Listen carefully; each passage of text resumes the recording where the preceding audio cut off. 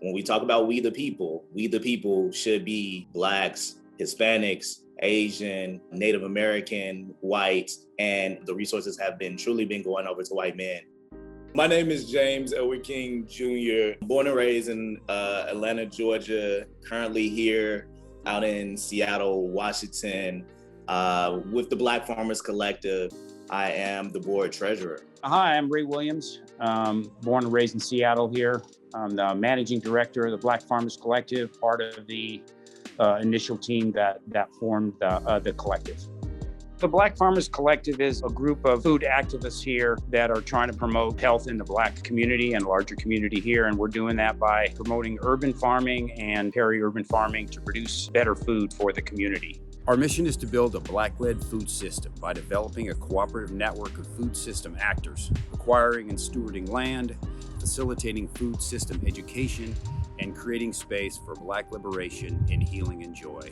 Growing up in the South, my family was blessed with the acreage that my great-great-grandparents left us, so we had the land, but yet and still, you still look at fighting for various different opportunities. As I got older and started to read and learn a little bit more, it's just like, if my grandparents wanted to expand their farm, would they receive the financial backing from like USDA or anything else to expand the farm? There are some things that's out there that's happening right now that's not allowing us to grow in the Black farming community like we should, and it starts with the banks.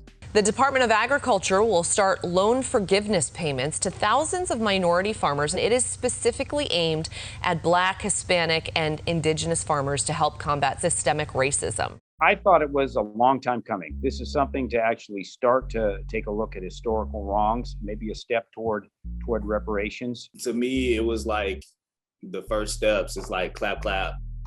What is gonna happen next? Is it just gonna be a certain few? Will they really truly cover the United States? Majority of the Black farmers are in the South and the East Coast. Who in Black farming will be supported out towards the West? Because we definitely have some young Black farmers that are here that are doing some great things. I really wanted to know, what would the outreach process be, and not just saying you have to fill out the paperwork. A federal program created by the Biden administration aimed at reversing a long-standing history of economic discrimination against Black farmers is now on hold. I wasn't surprised when I read about the court challenge to the policy. There are always going to be people that are going to try to fight any sort of progressive move toward reparations at all. Yes, there has been the discrimination, quite a lot of it along the way. Possibly ask them, what were some breaks that you thought you got in your life as a farmer? Maybe right through programs with the federal government, and then share that a lot of Black farmers didn't get those breaks. We can't be sitting here each and every day trying to convince them about our humanity.